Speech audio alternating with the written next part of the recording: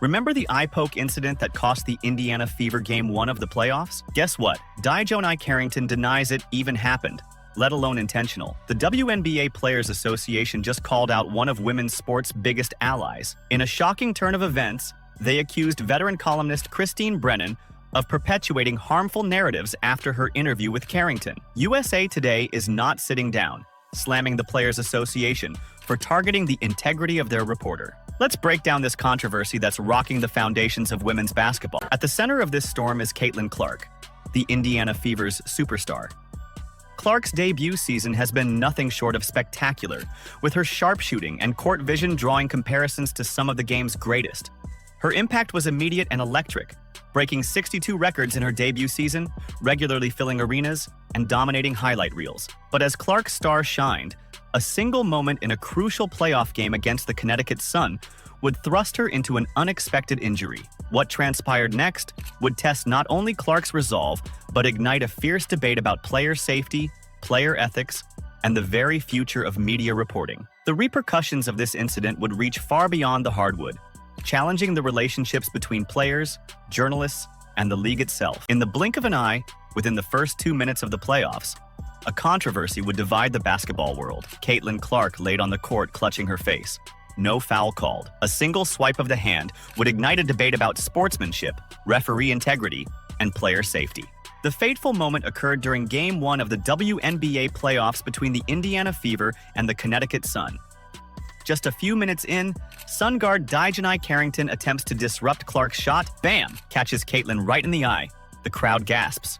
Clark stumbles. In that split second, Carrington's fingers made contact with Clark's face, striking her directly in the eye. The arena fell silent as Clark crumpled to the floor, her hands covering her face. Teammates rushed to her side while Carrington stood nearby. The replays began to circulate on the big screen and on millions of devices across the country. Multiple angles exposed the controversy. The whistle? Silent. Surprisingly, no foul was called on the play. The game continued, but the incident had already set social media ablaze. Fans, analysts, and former players dissected the footage frame by frame, each viewing seeming to yield a different interpretation. Was it a deliberate act of aggression or an unfortunate accident in the heat of competition? Clark's usual red-hot shooting turns ice-cold. She goes 1 for 9 from the field and 0 for 6 from three-point range in the first half. The reason? A nasty shiner forming where Carrington's fingers made contact. The controversy only intensified. The Fever ultimately lost the game, adding fuel to the fire of those who believed the missed call had altered the course of the playoffs. Clark's electric debut season, which had captivated audiences and reinvigorated interest in the WNBA, once again has been overshadowed by missed calls and controversial plays. In the days that followed, the basketball world found itself deeply divided.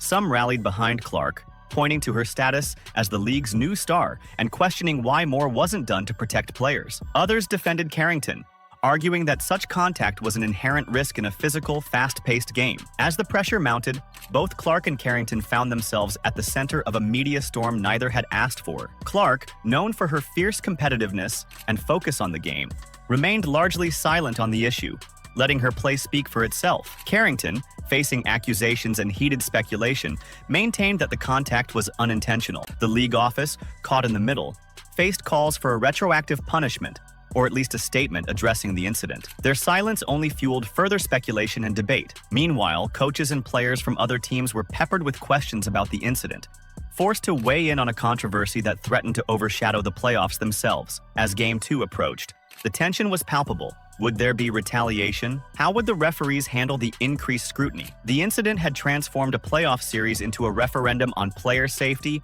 officiating standards, and the very culture of the league. As the playoff drama intensified, a veteran journalist probing questions would ignite an unexpected firestorm. What happens when the pursuit of truth collides with the protective instincts of a players' association? Enter Christine Brennan, a respected sports columnist for USA Today and a prominent figure in sports journalism. Known for her advocacy for women in sports and her coverage of multiple Olympic Games, Brennan's reputation as one of the WNBA's staunchest allies preceded her. However, her interview with Connecticut Sun guard DiJonai Carrington would soon test the boundaries between hard-hitting journalism and player sensitivity. In the aftermath of the eye poke incident that left Caitlin Clark temporarily on the floor during the Connecticut Sun versus Indiana Fever playoff game, Brennan sought to get Carrington's perspective directly.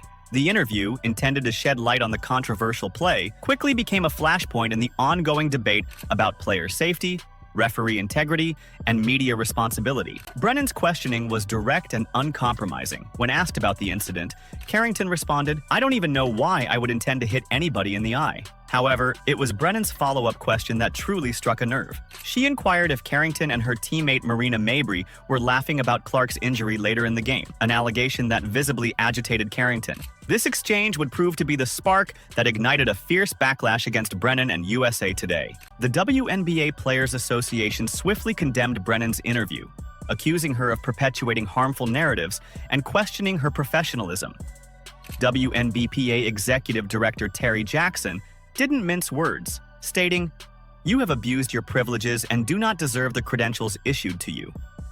The union's statement emphasized that their members deserved better treatment from the media and called for USA Today to review its ethical standards regarding Brennan's conduct. However, USA Today stood firmly behind their veteran reporter. In a powerful statement, the publication defended Brennan's right to ask tough questions, asserting that the interview's purpose was to obtain the player's direct perspective on a contentious issue. They rejected any notion that the interview perpetuated biased narratives, instead framing it as a necessary pursuit of truth in sports journalism. This staunch defense of Brennan by USA Today raises important questions about the role of sports journalism in today's media landscape. Is it the duty of reporters to ask uncomfortable questions in pursuit of the truth, even at the risk of alienating players and their unions? Or should there be a greater emphasis on protecting athletes from what they perceive as unfair scrutiny? The incident also brings to light the delicate balance between player safety and competitive spirit in professional sports. While Carrington maintained her innocence, the severity of Clark's injury and its impact on the game's outcome cannot be ignored. Brennan's probing questions, while controversial, sought to address this very issue head-on. As the controversy continues to unfold, it's clear that this incident has far-reaching implications beyond a single interview or playoff game. It has sparked a broader conversation about media ethics, player protection, and the sometimes conflicting interests of journalists, athletes, and sports organizations. As the controversy reached a boiling point, an unexpected voice would emerge, changing the narrative in ways no one saw coming. USA Today, the publication behind Christine Brennan's contentious interview with DiJonai Carrington, refused to back down. Their forceful defense of their veteran columnist would not only reshape the debate, but also expose a deeper rift between media and athletes in women's sports. The WNBA Players Association had come out swinging, calling for USA Today to review its ethical standards and accusing Brennan of abusing her journalistic privileges. Their statement was unequivocal. Players deserved better treatment from the media, and Brennan's line of questioning had crossed a line. But USA Today wasn't about to throw one of their most respected journalists under the bus. In a powerful rebuttal, the publication stood firmly behind Brennan, asserting the fundamental right of journalists to ask tough questions. This staunch defense brought to light Brennan's long history as one of the WNBA's most vocal supporters. For years, she had been a tireless advocate for women's sports, using her platform to shine a spotlight on the league's achievements and challenges. Her coverage had played a crucial role in elevating the WNBA's profile and pushing for greater recognition and resources for female athletes. The controversy sparked broader conversations about the delicate balance between player safety and media scrutiny in professional sports. While the Players Association argued for increased protection of their members from what they perceived as unfair questioning, others saw the incident as a necessary part of sports journalism's role in holding all aspects of the game accountable. Player safety and unbiased officiating included. The debate extended beyond the immediate parties involved, drawing in voices from across the sports world. Former players, coaches, and media personalities weighed in, each offering their perspective on the responsibilities of journalists and the rights of athletes. Some praised Brennan for her unwavering commitment to uncovering the truth, while others sympathized with the players' desire for a more supportive media environment. As the controversy continued to unfold, it became clear that this was about more than just one interview or one incident on the court. It had evolved into a referendum on the relationship between athletes and the media in the modern era of sports journalism.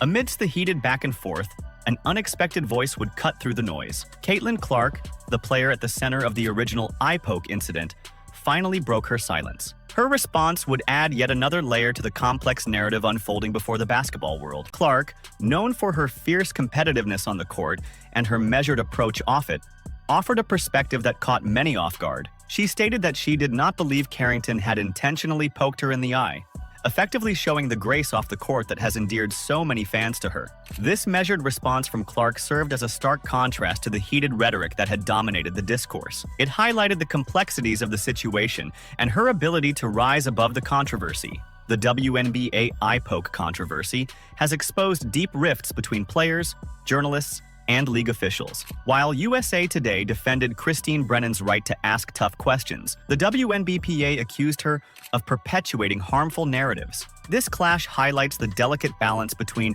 player safety and media scrutiny in professional sports. The incident has sparked calls for reforms in player protection and fair officiating. As the dust settles, the basketball world is left to ponder the true meaning of sportsmanship and integrity. The controversy serves as a reminder that all stakeholders, players, journalists, and league officials, share responsibility in shaping the future of women's basketball. Only through mutual respect and open dialogue can the WNBA continue to grow and thrive. But for that to happen, reforms in the WNBA need to be made. What changes do you want to see? Let us know in the comments.